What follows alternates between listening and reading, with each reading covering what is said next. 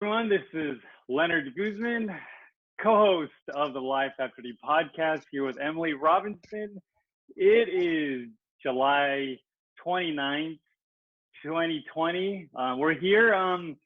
August is coming, fall's coming, school might start, might not, depends where you are.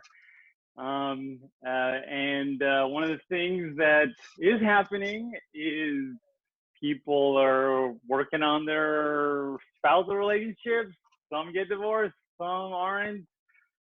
So Emily, any opening remarks? Well, another week of lockdown, another week of terrible nails and hair. It's just not getting better. But yeah, most schools aren't going back. So people are figuring out their child care for the fall. Definitely lots of changes in the divorce world. Many people needing support modifications because they don't have work, because they have extra childcare costs now. There's a lot, that is affected when you can't have your normal custody schedule because of not having school for your kids or not having childcare. So dealing with a lot of those kind of emotions right now. Okay. Well, let's get into the divorce news of the day.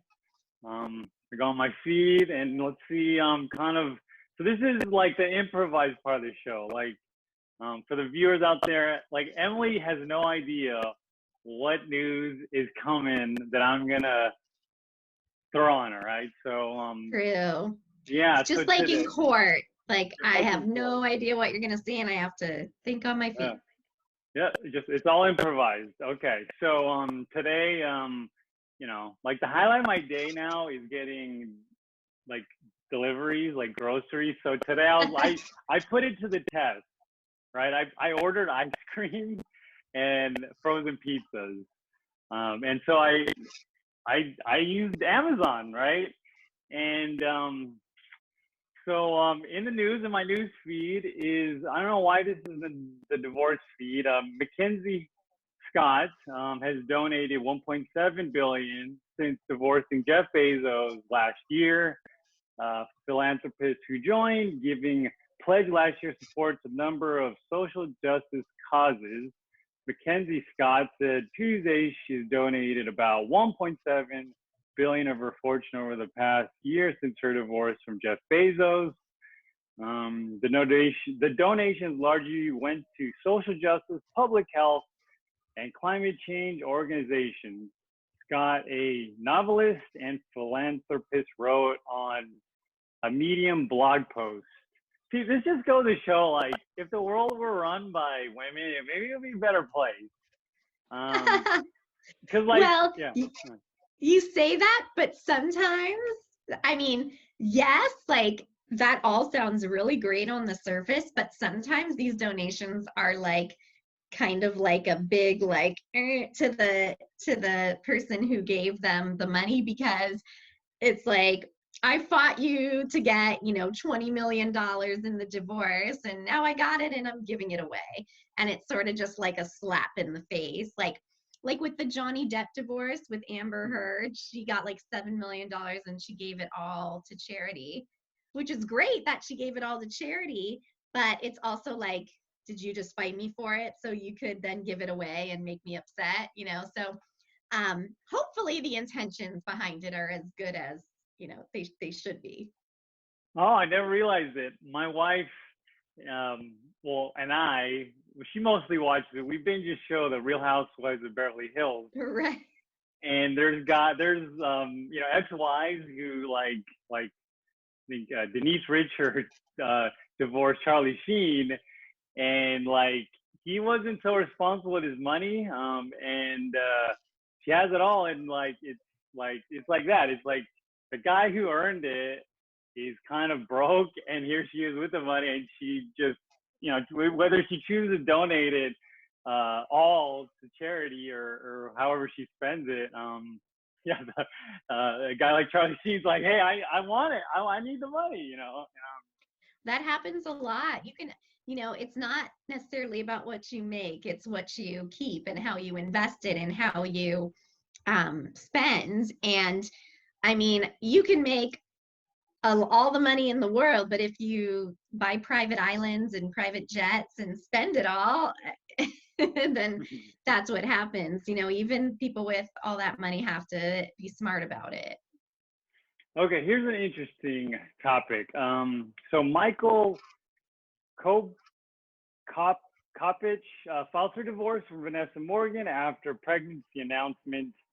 White Sox pitcher Michael Kopich filed for divorce from Riverdale star Vanessa Morgan, who recently announced she's expecting a baby boy in January. They filed for divorce 7 months after saying "I do." So Michael Kopich filed divorce from Riverdale star Vanessa Morgan. The Morris County Court tells News that Major League Baseball athlete filed for divorce from Morgan in Texas on June 19th, a month before the 28-year-old announced she's expecting her first child. A rep for Morgan confirmed to News that Kopich is the baby's father. Okay, so obviously, Wow. This guy's the pitcher, the White Sox. I'm into baseball now. There's only so many things to watch. So many things to watch on TV. I got into baseball again. So the pitcher, so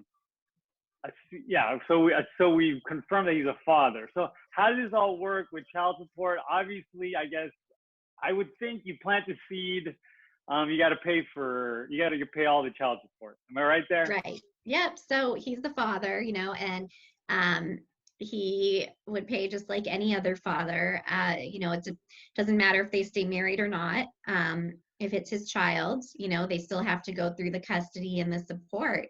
The difference really is if they're not married. Like I think it said they were married when she got pregnant, and then he just filed for divorce, right? So the difference is because they were married, he's going to have to pay alimony too, assuming he makes more money than she does. And so therefore, that's an expense you would not have to pay if you weren't actually married. That's something you pay if you were married. So not only does he pay child support, he also, if he makes more money than she does, may have to pay her alimony. Now that's the rule in California. Texas may be different, but I assume they filed there because that must be their residency. Okay. Gosh. Okay. One of my favorite comedians, Tracy Morgan, got divorced. Tracy Morgan and Megan Wallover divorced. The timeline of their 10-year relationship.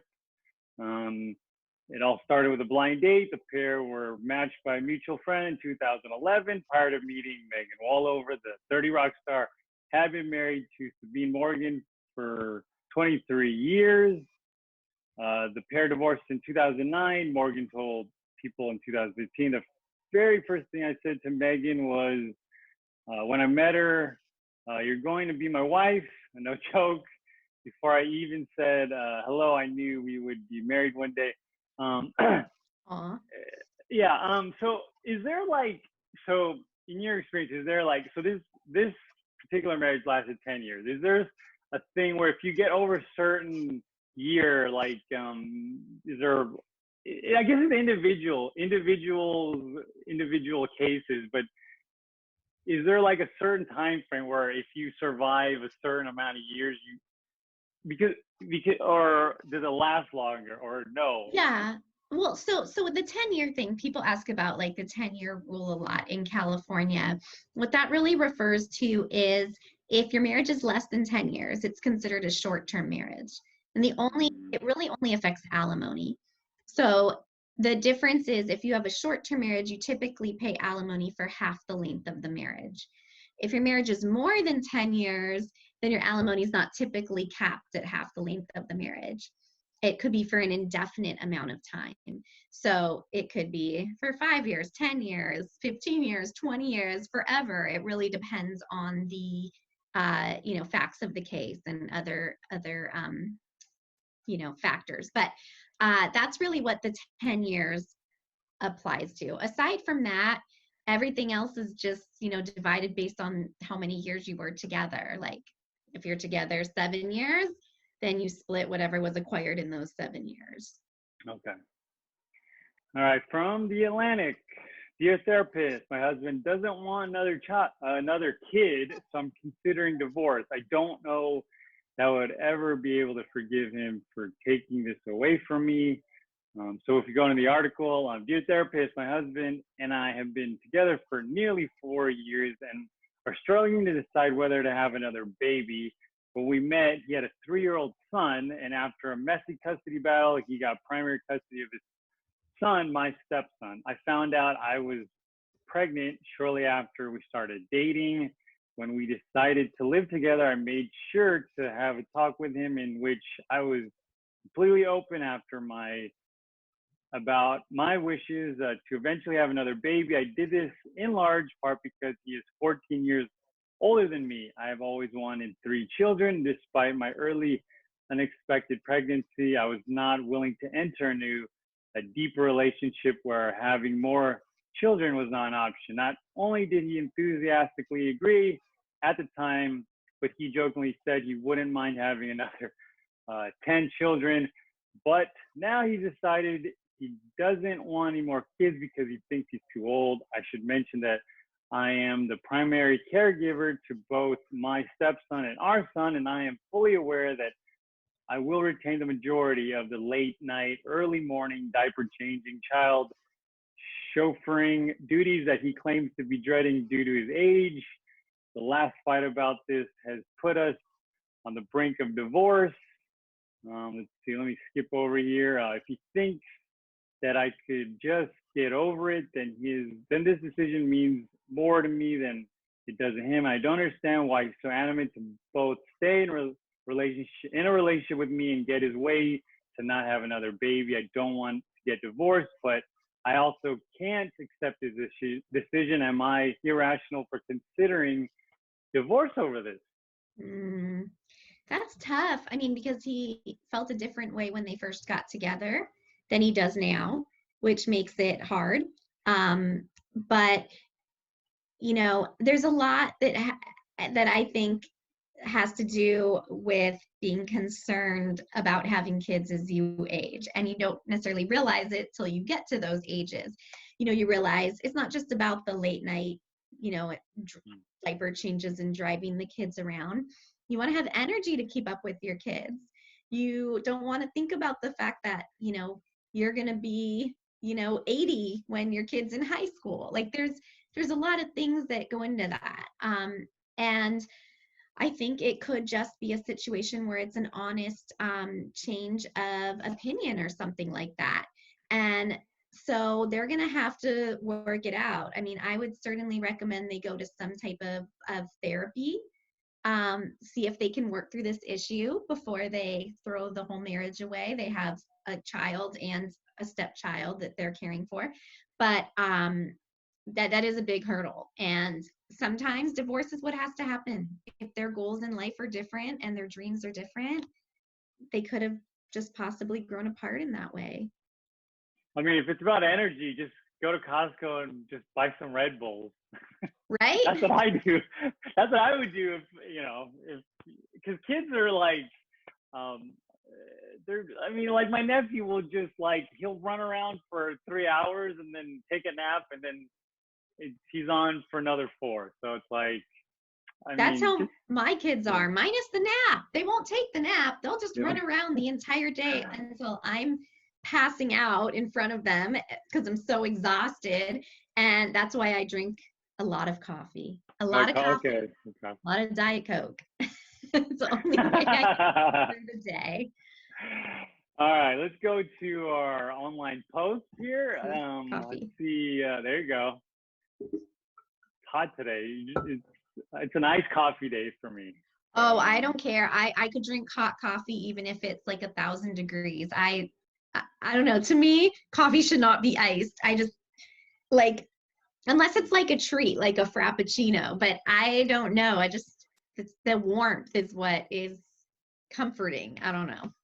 Yeah, I rotate on my coffee. So right now I'm into iced coffee, and oat milk, like oatmeal milk, I guess they make it. Oh, And yeah, yummy. That sounds yeah, good. it's something different. Who knew? They got almond milk, oat milk, They have oh, everything. and then goat milk. I tried goat milk. It's a bit sour, so it Oh. doesn't good. It's not good with the coffee. So it's like bitter and bitter, like a bitter espresso shot and a sour goat milk. It's weird. That sounds like pretty adventurous. All right, let's go to the post. Okay, divorced spouse after they came out as transgender. Anyone else dealing with this? I divorced my spouse after they came out to me that they did not feel they were the gender they were assigned at birth, that they believed that they needed to transition to the opposite gender. I did not sign up for this sort of thing in marriage, so we divorced. Let's see, I have tried into online resources for people in my situation, but everything seems to be focused on supporting the person that transitioned and not the spouse who left them because of it. Skip down here. Is there anyone out there who's in a similar situation to me? How did you move forward after your divorce? How did you move on to new relationships after such a huge breach of trust? How can you ever trust anyone at all after something like that?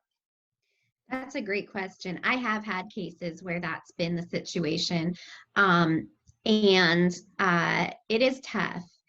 You know, sometimes the person was lied to, or sometimes the person who is transitioning doesn't realize it until after they're married, or had repressed it so much that that it just really they hadn't thought of it consciously, and they don't realize it till they're married.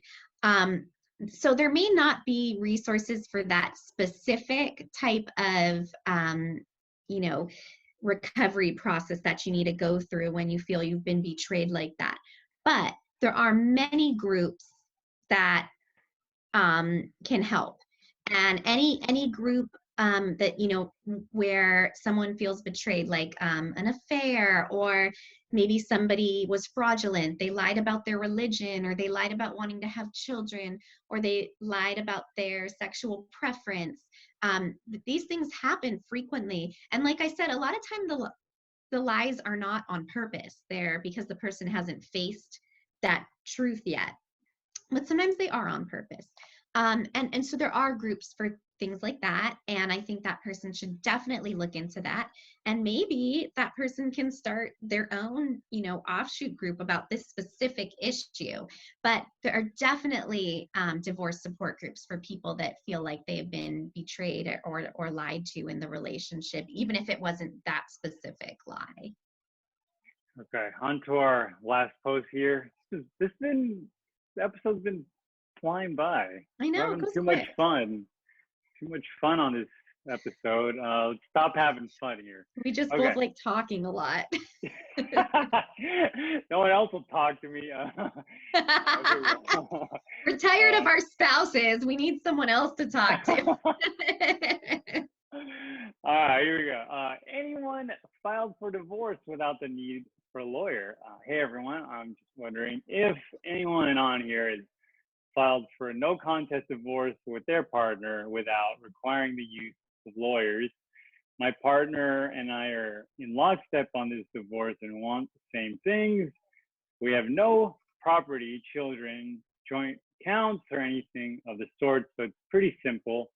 We just want a divorce because it's just not working out, and I was wondering if anyone had been able to successfully file without having to get lawyers involved.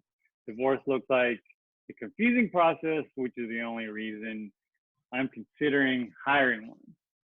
Yeah, it's a great question. So absolutely, you can do divorce without lawyers. 80% of people in California actually do it without lawyers because of the cost. But there are options to hire lawyers to do just limited services where all they do is the paperwork for you. They don't have to litigate. They don't have to go to court. They don't have to charge the big bucks to fight with your spouse's attorney. It's just basically straight paperwork. That way, you know, it's done right, but, you know, you don't have to actually pay the full costs for a lawyer. And it's a pretty common thing. I think a lot of lawyers are now offering limited scope types of services. We do it all the time for clients, just to really help them get through the paperwork. Okay, so there you have it. I'm gonna go, and this is my new Zoom background. I love it. Yeah, I wish I could live in this world. I'm just gonna go and I guess Netflix and just binge. You know what's weird is like there's all these shows, and like my wife and I, we can't agree on any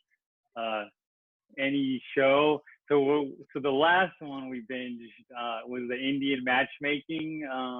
Yeah, Indian matchmaking, because my wife's Indian, and for some reason all her friends and like who aren't Indian, they call her. She didn't have it arranged. She had arranged to me, but for some reason they're like, her friends think she's the expert. So my question to you, is it cheating if you watch like episodes without your spouse? Well, my husband would say yes. We watch, we like the kind of like sci-fi adventure, like we just watched Stranger Things, and Oh, that's a good one. And we watched the Jack Ryan. Now we're watching the show called Hannah that I never heard about. We watched the first episode last night. So I think he would say yes. However, he is watching all the Marvel movies with my son without me, and I haven't seen them because my daughter is too young and she's not interested. So he gets to watch all those with my son while I watch like Frozen over and over and over for the 8,000th time in the other room with her. So yes, I would consider that cheating. That could be grounds for divorce. He gets the good news, and I get Frozen 1,000 times in a row. But no. All right. Well, I hope it's not cheating, or I'm going to have a lot more divorces going on. Can you imagine someone you get a call from someone who's watching this, and I don't know. Yeah, so their husband watched an entire series without them while they were at work. All right, so let's end on that. Let's